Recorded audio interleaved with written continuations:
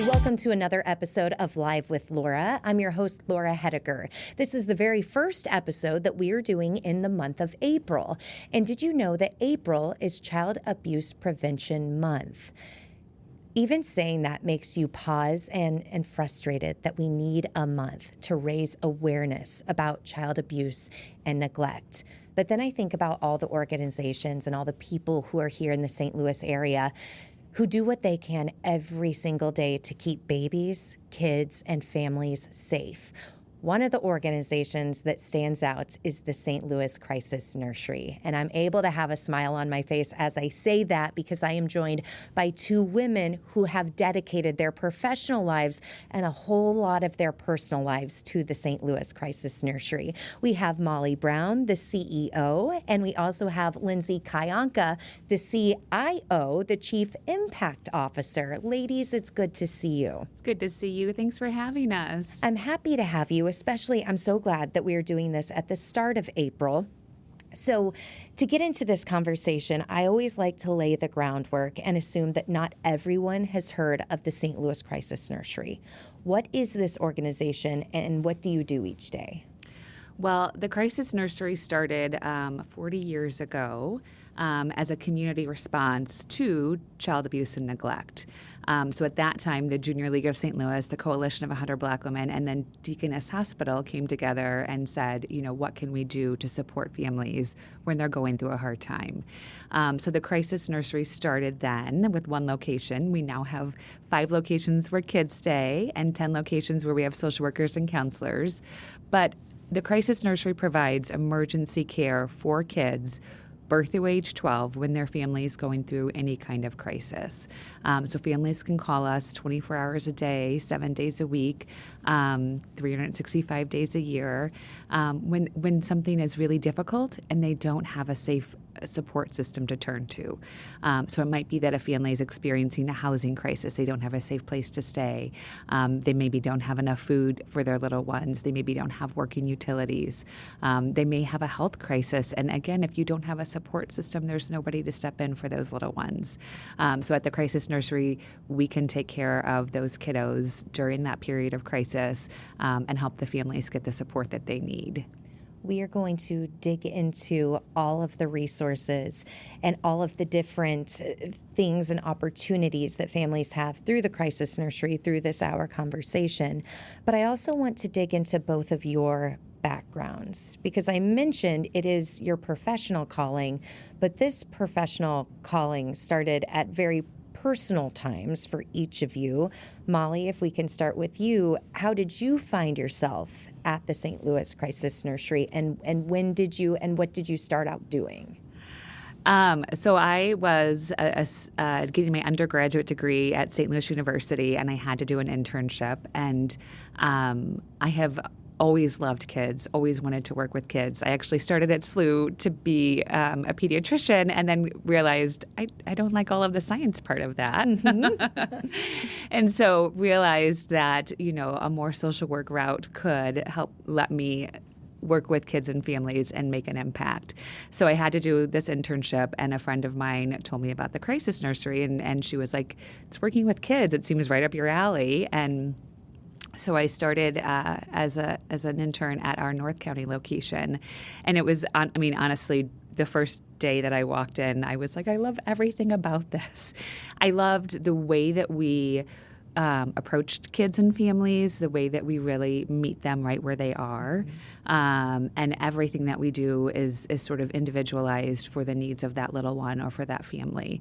And so I just sort of fell in love with that. And then after I graduated, I had the opportunity to work there, and I worked in the nursery with our kids.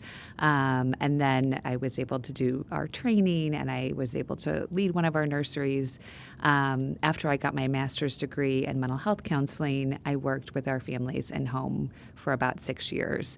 And so got to do therapy with our kiddos and our families after they'd accessed care at one of our nursery locations. And that was such a special time in my career to be able to be trusted to go into a family's home during such a tough part of their life and hear their story and work with them on how to heal from that. And then I was able to lead our clinical programming for a number of years and have been in the role of CEO for the last 2 years. And that's what I think is so amazing about this organization. You have someone who started as an intern 23 years ago. 26 years ago. I apologize, 26 years ago. You worked your way up to CEO, which is a really, really big deal. But also, I would think for the other employees, it's a really big deal knowing that their boss has done every part of every job. I always hope that means a lot to our team, to know that I understand that it's awesome work and it's also hard work. It's hard to be the person to receive those difficult stories from families. It's hard to care for little ones sometimes who are having a hard time because their family's having a hard time. It can be an emotionally heavy job. And so I always hope that our team knows that I have such deep understanding and empathy and respect for how hard they work every day. And when I think about emotions, I kind of think about Lindsay's title now, Chief Impact Officer. I would assume that is a newer title in the last decade. What is the Chief Impact Officer? And also, Lindsay, what is your background before you received this title?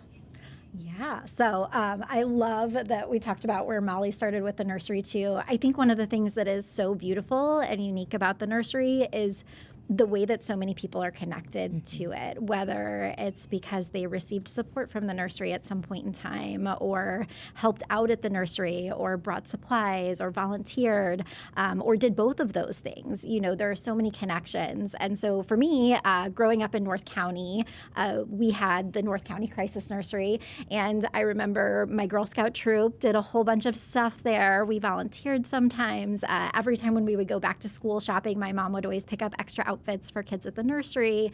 And so that was, you know, a part of growing up in that area.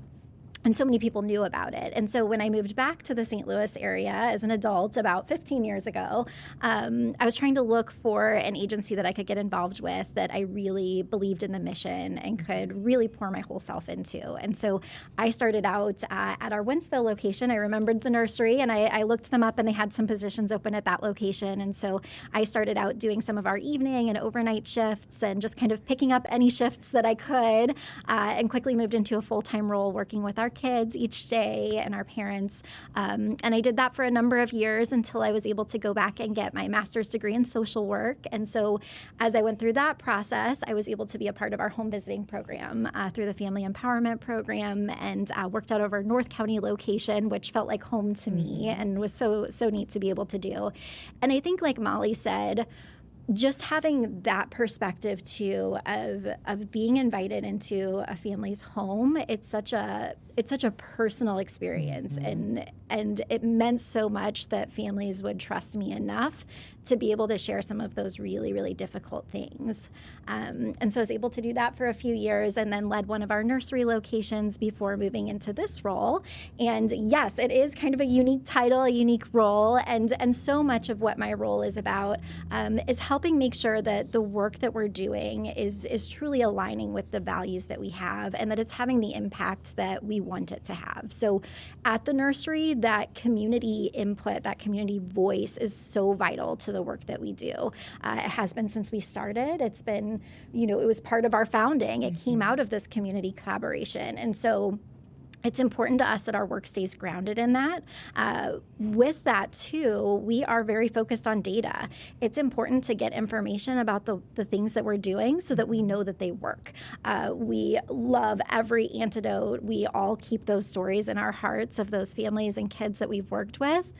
But it's also so important to be able to show the impact that that's having long term. And so that's what I do, is I get to work with those numbers. I get to work with our communities, work on our program development, and also connecting with some of our partners in the community that want to get involved in this work and want to understand it a bit more. And let's talk about some of the partners. Who are the partners in the St. Louis area that you do connect with on a pretty regular basis? the St. Louis region is just so fortunate to have really amazing organizations and nonprofits and just people who want to help and make a difference. Like Lindsay said, there's so many people that reach out and support the nursery, from donations to volunteering to connecting with one of our events. It really is a full community effort, both to support the nursery and to support the other organizations that exist. I have to say, first of all, our health systems. We have really amazing partnerships with the hospitals in our community that provide us space for either a nursery location, for a community outreach center.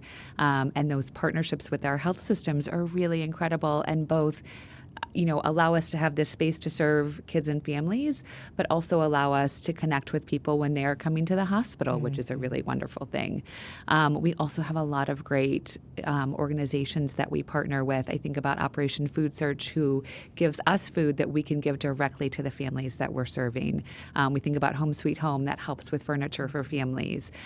There are so many wonderful organizations, and being a member of the United Way and part of their safety net, it kind of allows us to all just really work together seamlessly to wrap arms around families when they're going through a hard time. And even hearing all of those partnerships as you're going through them, 40 years ago when the St. Louis Crisis Nursery started, that one location, just one thing. And my gosh, as the CEO, I feel like now you are managing the calls to Home Sweet Home, probably talking to Michelle Tucker from the United Way, bringing in all of these people. It's just amazing how much this organization has grown and truly evolved in the 40 years. It really has. And I think there's just so much credit to be given to the team of people at the nursery. And, hearing how long Lindsay's been with us, we have so many other incredible leaders and team members. We have some of our staff at our North County nursery who've been here as long as I have, working directly with our kids that entire time. And that kind of dedication to our mission makes our team so strong, and allows all of us to both move quickly to help kids and families, but also work really strategically to make sure, like Lindsay said, that our data aligns with the impact that we want to be having, that our program goals are exactly what we want them to be, and are responsive to the changing needs of the community. That's a really important, kind of hallmark of the nursery, is that we continue to make sure that we're listening to the community, what are kids and families needing right now, and how are we best positioned to serve, and how are we best positioned to, again, collaborate with those other organizations too. What is the greatest need that you are seeing for families right now? That's such a great question. I think as we look at the rising cost of everything, and it sometimes feels like we're talking about it everywhere, but the reality is that hits different families in different ways. And if you have a very, very tight margin that you're trying to stay within each month, you truly are right now trying to make decisions about whether you pay rent or whether you cut back on how much food you're feeding your family. And so we know that so many families in our region are facing that, and more families than we've seen in the past facing that. And so when finances become really tight and families aren't sure about food, about where they're going to stay, we know that those stress levels are just continuing to escalate. And you think about just walking around with that baseline stress level of being unsure about how all of the bills are going to be paid. And then on top of that, you're a parent. And I think all three of us are parents and know the stress that comes along with that, and sometimes hits you out of the blue. Your little one is having a really bad day and there is no rhyme or reason. And you just think of the collective impact on all of these things on so many of the families that we're working with, so many of our friends and families. And I think about the crisis nursery as really being that space that people can turn to when they're just not even sure what to do. It's just that moment of complete overwhelm. Like, yes, I'm worried about food. Yes, I'm worried about rent. I'm worried about childcare. I'm worried about this behavior, and if it's going to mean that my child's going to struggle forever in school. And having some place where you can turn and just say, here are all the things I'm worried about. I need some help. I don't know where to start.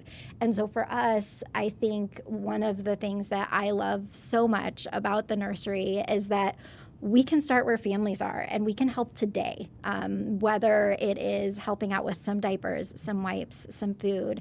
We have some emergency funding. And as Molly said, it's such an incredible spot to be in here at the nursery because we're seeing that need from the families that we work with, but we're also seeing the incredible response of our community because all of those diapers and food bags and that EFR money that we have that we can give out when families come to us in that moment of crisis, that is only because our community cares so much. And that's only because, yesterday we had somebody that came by and dropped off a whole bin of snacks, or we had somebody call and say, I just ordered you a whole bunch of clothes on Amazon and they're coming to your North location today.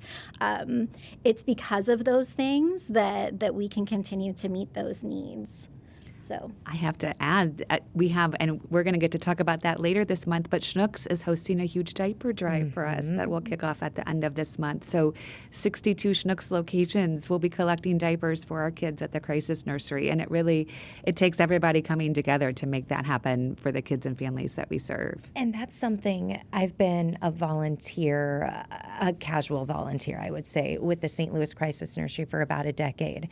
It wasn't until I had my first child that I got it. You talk about diapers. I had no idea how expensive diapers were. I had no idea how many times a baby was changed. I really didn't realize how long kids were in diapers. And to add that on top of everything, and then formula, man, just in the last few years, we've had the formula shortage. And the more stressed you are, sometimes it just feels like everything can snowball. And thank goodness you are there whenever that snowball starts. And you can help it to start to melt. Right. And that is the piece, I think, that is so important to remember. And so we think about that whole aspect of overwhelm and snowball and stress. And then you add to that the families that are reaching out to us, it's because there isn't another support system or safe person that they have. And I think about in my own life how fortunate I am to have amazing family and my parents who help out with my kiddos and friends that, we could take turns, with rides and all of the support that I'm fortunate to have, and to imagine not having a support system, not having somebody to call and take the kids for a few hours, or just to talk to you, to tell you you're doing a great job. I think so many times as moms, you're wondering, am I doing this right? Yes. Why is my baby crying? Is it because I'm not a good mom? There's so many of those things that come up. And so sometimes when families are calling the nursery, it's just being able to offer some reassurance and support. And you think about a parent who reaches out to the Crisis Nursery, and we always talk about how brave that is. How hard it's so hard to ask for help. It's so hard to admit that you don't have it all together. And so we always just really start there with our families. Like, I can tell what an amazing parent you are because you want the best for your kiddos, and that's why you called us today. You made that call, that act of bravery, putting your kids first. Right. I think this is a good time to pause. And as we do pause, we would encourage you to share this with maybe some of your friends and the people in your circle who is not familiar with the St. Louis Crisis Nursery, because the more men and women who know that this resource is there, and when they are in a crisis, something clicks and they think, oh, okay, I heard about this. It's a judgment-free area where I can get help right away. It would be great if you could share it with them. I am Laura Hediger. This is Live with Laura. We are talking to Lindsay and Molly from the St. Louis Crisis Nursery. We'll be right back.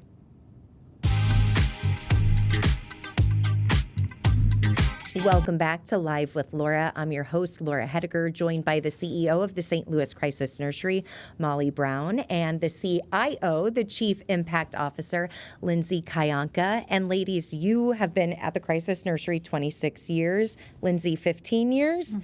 I've been in news for 15 years too. And something that I've learned about news is news doesn't break usually just between 9 to 5 Monday through Friday. That's why our newsrooms are staffed 24/7. And that's the same with the St. Louis Crisis Nursery. You guys are a 24/7, 365-day operation. Why is that so important to your families? Well, like you said, crisis doesn't just happen between 9 and 5. And I think those evening hours, and especially overnight, can be some of the most lonely times, especially if you're a parent. And that's also when we find, I know for myself and for so many other families we work with, that's when you start to spiral, right? You're trying to get to sleep. You're trying to get your little one to sleep. And you start thinking about all of the what ifs and the I shoulds and I can't and I didn't. And so having that resource available at any time is so vital, because parents need someone to turn to in that moment. It's going to be different tomorrow morning. It's going to be different tomorrow evening. And then having that support in that moment is so critical. So what does it look like when someone calls the St. Louis Crisis Nursery? And also, let's get the phone number out. What is the best phone number to call when a caregiver is having a crisis situation? So our best number is 314-768-3201. That's kind of the most known helpline number. But there are a few other numbers that can reach directly to the sites, and those are all on our website too at crisisnurserykids.org. So it is important that families, know the best way to get a hold of us. And one of the things I think that is so important too, and what I love about this is that just knowing that a place like the Crisis Nursery exists can give families hope. And we hear that so often, like Lindsay talked about that sort of spiral and the what ifs and the this is never going to get better. That is such a common thing that we hear from families. Like, this is, I'm calling now and I'm kind of at the end of my rope. There's so many things wrong. I don't see a path forward.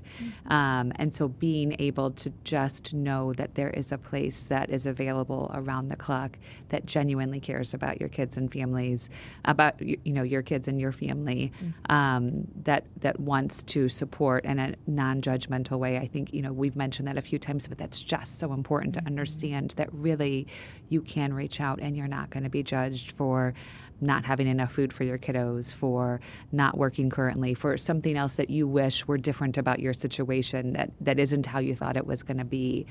Calling the nursery is a safe thing to do.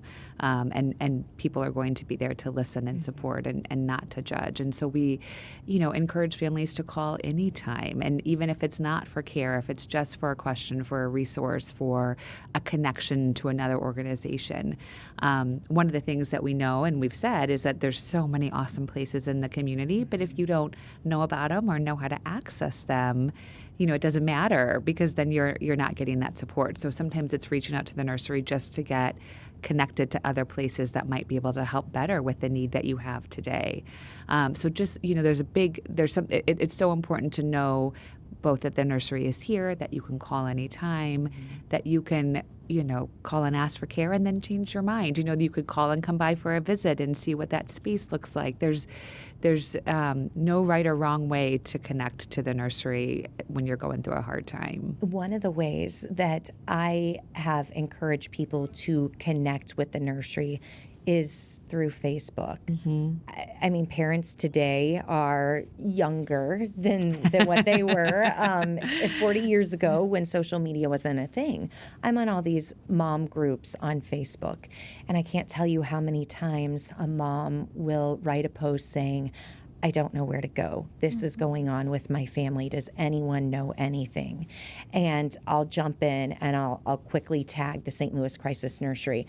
And by the time I've already seen that post, like 6 other people have already tagged the St. Louis Crisis Nursery as well. So to be able to see that in real time, oh my gosh, all these people are posting the same suggestion. You can instantly click on it. It'll take you to your Facebook page with all the phone numbers. That's an amazing resource that moms are now turning to as well. Well, and we love that because one of the things that we work so hard on, and when we think about over 40 years, something that we've done intentionally time and time again is make sure that we have the trust of the community. We want families to know that it is safe to reach out to us, that it's, again, that non-judgmental piece. And we do that in a couple of different ways. We do community canvassing, which means that we'll go into a community and go door to door. And sometimes we try to do that with maybe another partner The Urban League has certainly done that with us in the past, maybe at church or, somebody in the community that's kind of established. But again, making sure that the community knows we're here, we care, we're available. We have a parent advisory board, which is so amazing, and it's made up of parents who have used our services in the past, gone through our family empowerment program, and are now wanting to give back. And so they come together and we meet monthly to talk about what are they seeing in their neighborhoods? What are the challenges right now? We have a sense, but they're living this every day. And so learning and listening and hearing from them. And then if they, say, oh, I heard somebody had a not great experience. Okay, let's talk about that. Let's make sure that we can make that better. Or what advice do you have? Or how can you be a voice to say, hey, I took my kids there and I had a really good experience there. And so having that trust in the community is so important so that families know other people have used the service, have had a good experience, it would be okay for me to reach out. When you do make the call and a decision is made between the caregiver and the person who gets the call, that it does make sense to have the child or kiddos come over to one of the nursery locations. Once that decision is made, what's the rest of it look like?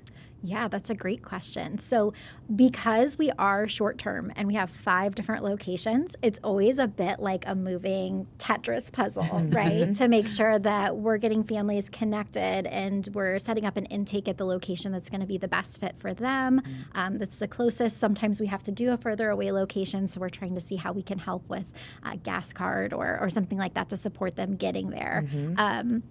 But we're looking at what's a good time that's going to work for that parent. We're always prioritizing, of course, our families where there's an immediate safety risk. We get each year more than 4,000 calls to our 24-hour helpline. So we have a high number of families that are calling in, and we do our best to provide the most individualized support that we can to each of those families and respond as quickly as we can. Sometimes that does look like, though, that a parent calls in and they're hoping they can get care today, and we have to say, we don't have space available today, but here are the other ways that we can support you. And then we're looking at a couple more days down the road. And sometimes, just knowing that that's available in the next few days can already reduce that stress so much. But then we're looking at, okay, we have an intake scheduled. That parent comes in with their little ones. We're going to be showing them the nursery so they know where their kids are going to stay. We're introducing the kids to our team. And so some of our team members are going to take the little ones and kind of get them acquainted with the nursery, show them around. And while that's happening, mom gets to sit down and meet with our case manager. And oftentimes what we find, because a lot of us, it's hard to share about everything going on in that first phone call, right? So our case manager is sitting down and just hearing more about what's going on for that family. They're going to spend time together figuring out, what are your priorities in these next couple of days? Our stays are very short term. That's intentional. We don't want kids and parents to be away from each other longer than they need to. And we want it to feel like a fun little vacation for our kids that are with us. And so it is short term, but what we find is that there's so much you can get done when you don't have your kids with you, right? Yes. I give a mom 20 minutes. Yes. Yes. And, sometimes some of those main goals are just that I am so overwhelmed and I need to take some time for myself. I need to get a full 8 hours of sleep because I haven't done that in a year or more. I need to take some time to care for myself and reach out to my support people who maybe can't help me with the kids, but I know that they're people that I can talk to that are going to care well for me. And so we're thinking about what goals make sense for that family, and we're getting them connected with other resources. So like Molly said, we're not the experts on everything, and we know that, and we're so grateful we don't have to be because there are so many incredible resources in the area. So maybe it is sitting down together and saying, there's some family violence here, that parent's at a spot that they're ready to talk about. And so we're going to get on the phone and we're going to call some of our partners at Alive or Safe Connections, and we're going to talk through what kind of support we can get that parent connected to and what they can start on while their kids are with us and they have some of that space to think about it. With our housing concerns, we're really talking a lot about a safe housing plan for discharge and what's that going to look like? Who do we need to get connected with? So that intake process process. It can take a while. It really depends on the situation. Typically, it's around 30 minutes. We're, of course, also getting all the info that we can about the kids to make sure they have the best stay while they're with us. And then after that's wrapped up, the parents and the little ones get to say bye. Sometimes what we find is that the kids are already so busy with things that they're like, bye, Mom, which, I think as a parent, you're like both excited about that and also like, wait a second, I'm leaving. Yes. But the kids then are getting, pulled into the day. And at the nursery, we try to create a very therapeutic environment for our little ones. We recognize that for some of our kids, they've just been through something really, really scary and difficult. And so our main job is that kids feel safe and loved while they're with us. And I always tell our team members too, we're so lucky that we don't have to like teach math and reading. Certainly we do have some work that we'll do with kids if they're missing school. But really that's our whole goal. And so we have this incredible team of staff that create different play experiences throughout the day. We're looking at gross motor activities, fine motor activities, time outside. We have these beautiful play spaces that our community has helped support. And then we have a whole team of therapists that are on board with us. So we have art therapists and play therapists that can really help our kids to express some of those things that are going on inside of them. I think about myself and I think about when something scary or hard happens, the first thing I want to do is call my husband and tell him about it, and then probably talk to my mom about it, and maybe tell my best friend about it. You have to kind of talk through that thing to help it make sense and help yourself know that you really are okay. And for our kids, they don't have that language yet. Even our older kids that maybe speak so well, the language to express those really hard things, it's not there yet. And so what our play therapists and our art therapists do is they're able to come alongside of our kids and help them give voice in a way that is comfortable and natural for them, help them to kind of take that hard thing that happened and put it into context and figure out how to be okay moving forward. And so those team members are so incredible. They work with our kids 3 and up, sometimes our 2-year-olds even.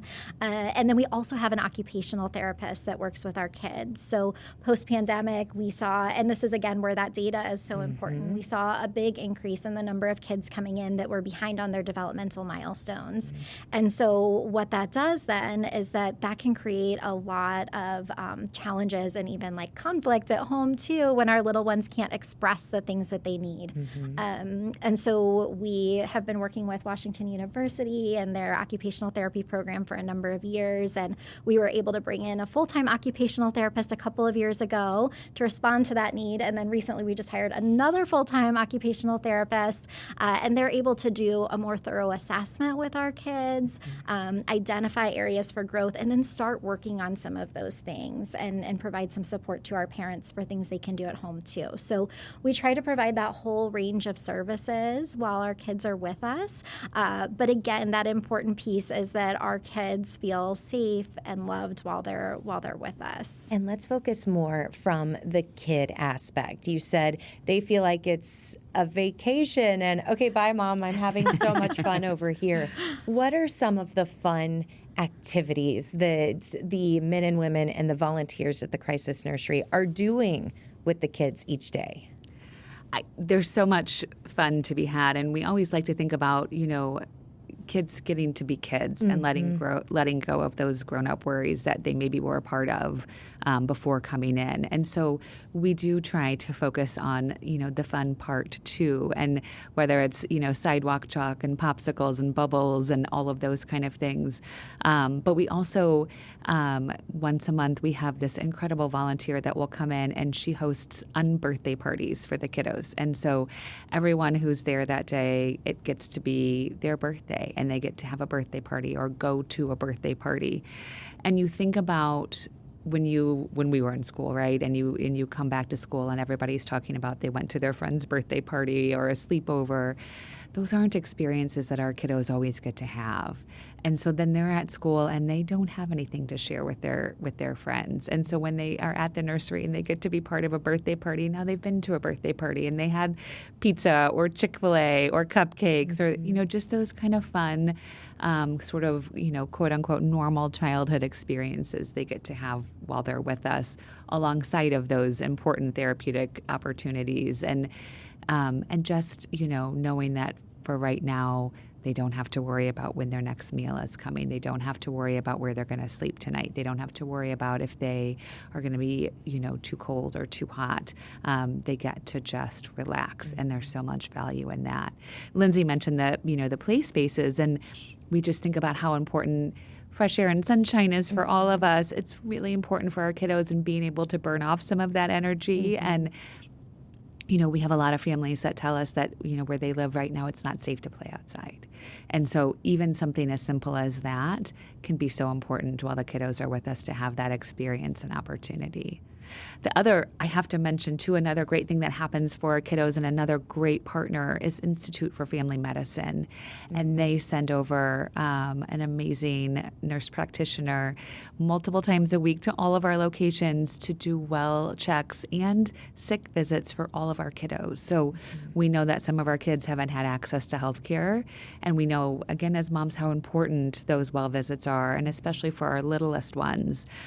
So being able to have that medical care while they're with us and both make sure things are on track, but then also sometimes we'll have a mom who calls and they are, their baby's crying nonstop. And so that's so stressful and overwhelming and you don't know why. And the baby comes in and our nurse practitioner is able to see that it's an ear infection.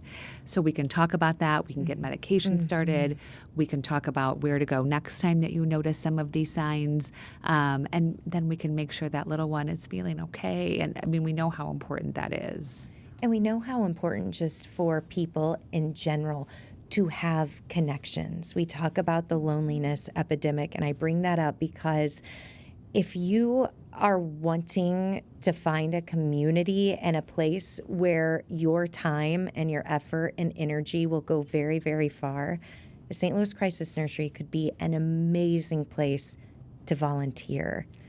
I had a viewer reach out a couple months ago saying, "Hey, Laura, do you know of anywhere where I can just go hold babies? I don't have grandbabies. I really miss when my kids were babies. Is there anywhere that I can just go hold a baby?" I thought, I think there probably is. And I instantly put her in contact with the St. Louis Crisis Nursery. Thank you. So I think this is a good place to do our final commercial break. And when we come back, let's explore volunteer opportunities. Maybe you don't have time on your hands, but you work in a place where you could set up a fundraiser. So let's talk about those items that you could really, really use.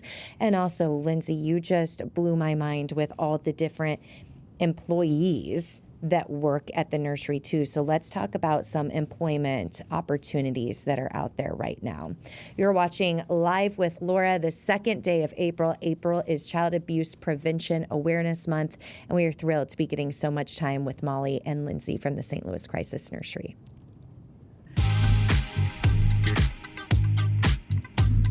We are so thrilled that you are spending part of your day here with us on Live with Laura as we've been doing a deep dive with the St. Louis Crisis Nursery. If you are just joining us live, we are joined by Molly Brown, the CEO of the St. Louis Crisis Nursery, and Lindsay Kyonka, the Chief Impact Officer.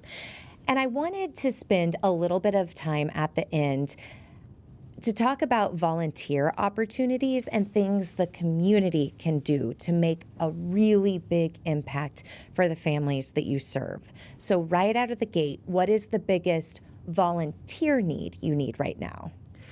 We love volunteers in our nursery locations to be able to come and, hold babies, but also play board games or read books or go outside and shoot hoops with big kids. Having volunteers who can give that extra one-on-one attention is just so valuable for our little ones, and it helps our team so much to know that there's extra hands on deck to help do all of those things, but then also make a meal or take out the trash or do all of those things that need to happen when you think about, kind of a home location.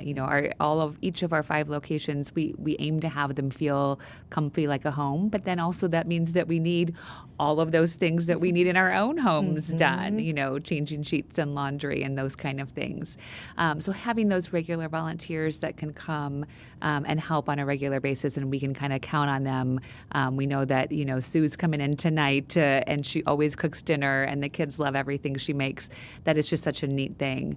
But then we have a million other ways to get involved. And so sometimes it is, corporations who want to do a day of service that's kind of like a team building day for their team. And they might come and help with, painting or yard work or packing food bags or diaper bags so that those things are quickly available to hand to a family that stops by. They might decide to host, do a jeans day in the office and everybody pays $5 and that money comes to the nursery. Okay. It's a really fun way to, make an impact, make a difference, but kind of not a super heavy lift. Sometimes it's, doing a collection of our most needed items. And we definitely have a wish list on the website, but, we've talked throughout today about a lot of those things. We think about diapers and formula and wipes, the things that we go through so much. But then we just think about anything you need to care for a home. So cleaning supplies and laundry detergent and trash bags and clothes for our kiddos and PJs. And, in the winter, it's, we might have somebody do a coat drive or hats and gloves. So there's so many different ways. Sometimes Girl Scout troops will make blankets. And, we've had Cub Scouts or Eagle Scouts make little reading libraries for our kiddos. So there's an endless amount of opportunities for people who want to get involved and get connected. And April is Child Abuse Prevention Month, but it's also Volunteer Appreciation Month. And at the end of the month, we have our annual Volunteer Award celebration, and we always celebrate, our volunteers of the year that have made a really big impact. And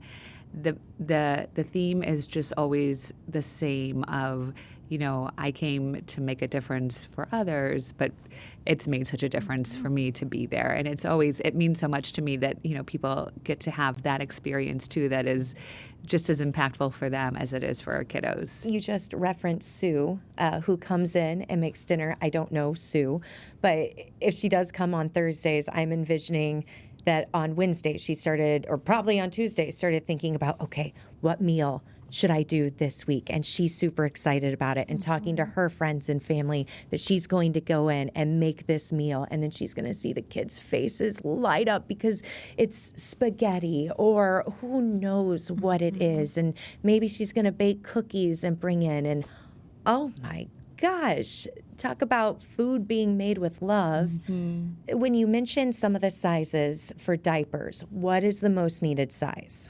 Well, we talked about with our own kids, right? You don't realize how long kiddos are in diapers.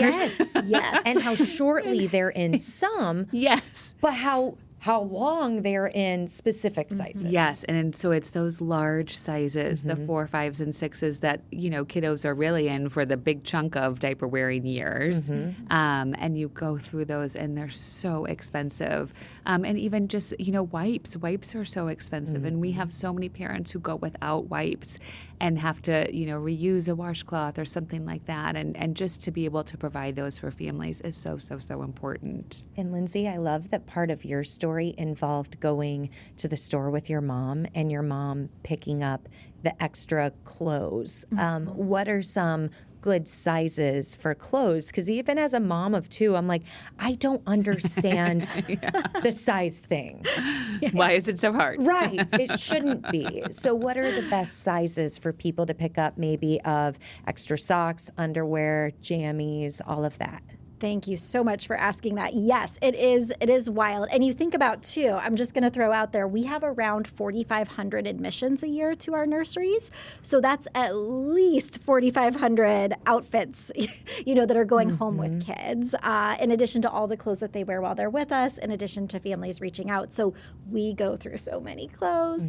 I think the main sizes that we tend to need are kind of in that 3T range up to about size 7, 8. In the summer, we need more summer clothes in the bigger sizes because that's when kids are out of school. So that's when we see a lot of our older kids. So that's when we need those 8, 10 up all the way to 14, 16. those are all sizes, and we welcome all of those.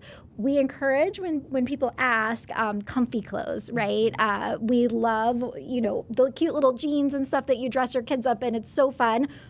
But we find that our kids really prefer to wear the cozy clothes. So we play hard. We do play, yeah. Yes. You think about when they get home from school and they're changing into those cozy clothes. So the athletic shorts, the T-shirts, soft things, sweatpants, things without tags when we can get them. We have a lot of kids with different sensory needs. So those soft and cozy clothes, all of those things we're always needing. So, and I love that that's an option too, because unfortunately in today's busy world, a lot of people don't have the time to give an hour, 2 hours, 5 hours a week every month.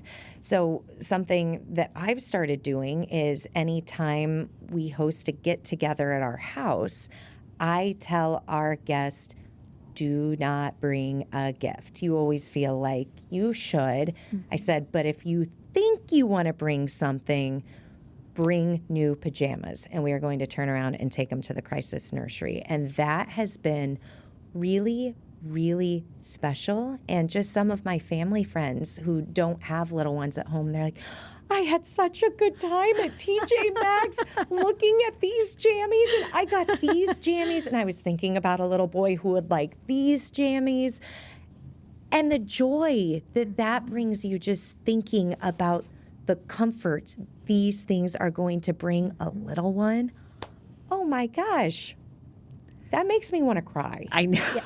It is so special. And you think about, as a parent, if you are struggling to make ends meet, pajamas really become a luxury. And so many of our kiddos have never had their own pair of PJs. And so getting to take a bubble bath and put on a brand new pair of pajamas is so special for our kiddos. And you're right, it brings you joy too to think about who might wear those and how they might feel, and would they like the Cars or the Toy Story, or should I just grab both? It is so fun to think about that, or to pick out toys that you want to bring by, or to remember how hard it was to have formula, and so you want to give that to another family.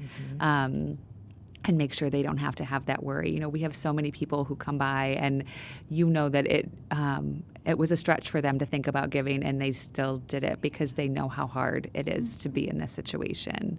And you do make it easy with the website and always the Amazon wish list, because honestly, driving to different locations, sometimes it's hard. It's just another commitment that in a tight schedule is hard to do, but Amazon is always there and literally clicks and they away. deliver right to us. Oh my gosh. So will you explain how that works through the website? Absolutely. You can go on there and see our Amazon wish list. And so then when you order, it does ship directly to our location. So you don't have to do any driving from place to place. It comes right to us and then goes directly to our little ones.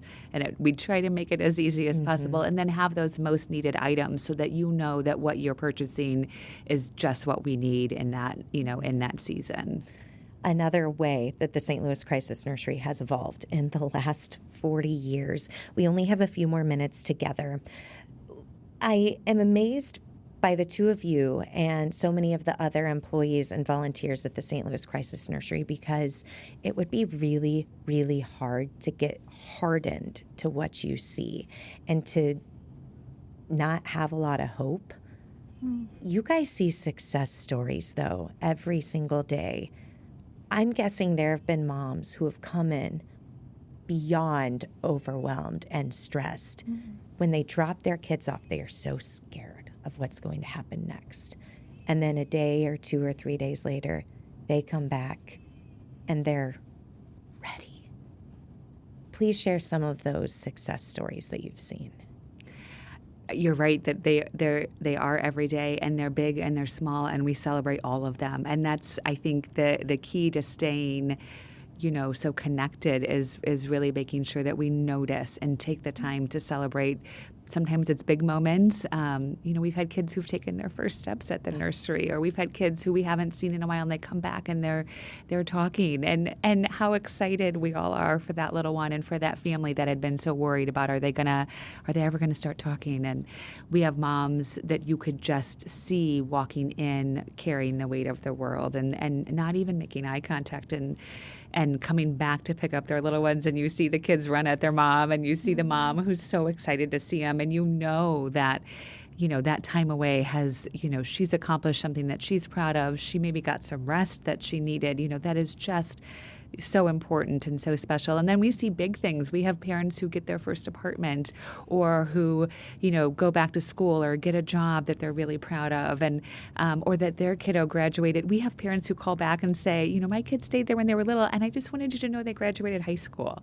Like, how cool is that they think of calling us, that we were such an important part of their story, that they think about calling us at the nursery to let us know something that they're really proud of. And should be. Absolutely. Yes. And so it's the big things, and it's the small things, and it's all of the things in between. And, I think our team does such a nice job of really recognizing and honoring those moments. 40 years in, where do you see the next 40 years going? Well, we have lots of ideas. I think we continue to be so centered in how do we make sure that we're caring for people well. So whether that's the parent that's reaching out to us, the little one that's staying with us, whether that's our team member that's new, or our team member that's been here for 30 years, how do we make sure that we're caring for everyone well as we continue to grow? And so those are some of the things that we think about. We just worked on our strategic plan. That's also going to be on our website to check out. But we also want to look at, we get lots of people reach out to us from around the nation saying, our community needs this. How do we get started? We want to do this. And we provide some consultation on that. And we would love to continue to grow what we're able to offer to other communities, so that we can give them even more guidance and be a part of that, because we see the very real impact that we've had here in the St. Louis region. And so being able to share that with others and growing our impact in that way is something that we're really excited to think about. And one way to continue growing is to literally bring new people in. What job opportunities are currently open at the St. Louis Crisis Nursery? So many job opportunities. This is another thing that I love about our work, is that we have professionals of every different background you can imagine, and everyone has something so unique and beautiful to contribute to what we do. And so we have openings with our kids and our nurseries. Those positions require a year of having worked with kids and a high school diploma or a GED. But beyond that, we're not asking for a whole lot of, college education. And so there are so many amazing childcare professionals that we get that join us, and we have some openings for those roles. We also have some openings for our therapist positions, working with our kids in our nurseries. So those do require those advanced degrees. We also have positions out in our community, working with our kids and families in their homes, and doing that outreach work and parenting groups and all of that great stuff. So really what we look for in team members is somebody who cares about doing this work, that's ready to come alongside families and celebrate who they are. That's where we like to start, is recognizing that the parents that reach out to us are some of the most incredible people that you will meet, and honoring that, but that want to see how they can support families and help families stay together. And friends, you can start making a difference today simply by checking out the website, crisisnurserykids.org. Right at the top, I love that you guys do this. You have that phone number that you mentioned earlier, that 24/7 hotline, which the men and women who man that, they are incredible too. That takes a very unique skill set, and kudos to them. And absolutely, that's one of the reasons the Crisis Nursery stands out, because you are always open. Even during 2 years of the pandemic, you never closed your doors during that time. That was such an important time to be present for families, because we were all struggling, but our families were having a really hard time. We think about, it's almost hard to remember now, but how hard it was to get resources and driving to multiple stores, and nobody had toilet paper. But for our families, they don't have the ability to drive to many different places to get access to resources. So being able to be present for them was even more important, and thinking about different ways to serve. And really it was Institute for Family Medicine and their medical guidance that helped make sure that we could stay open and safe and keep our kids safe, keep our team safe. Such an important time for us to be present for our families. And they are going to continue doing it for the next 40 years in the St. Louis Crisis Nursery. Ladies, thank you so much for giving me so much of your time and for educating all of our listeners and viewers about this resource that maybe they don't know about, but they sure learned a lot about today. Thank you for having us. We appreciate you guys. And friends at home, until next time, thank you for listening, thank you for learning, and thank you for being Live with Laura.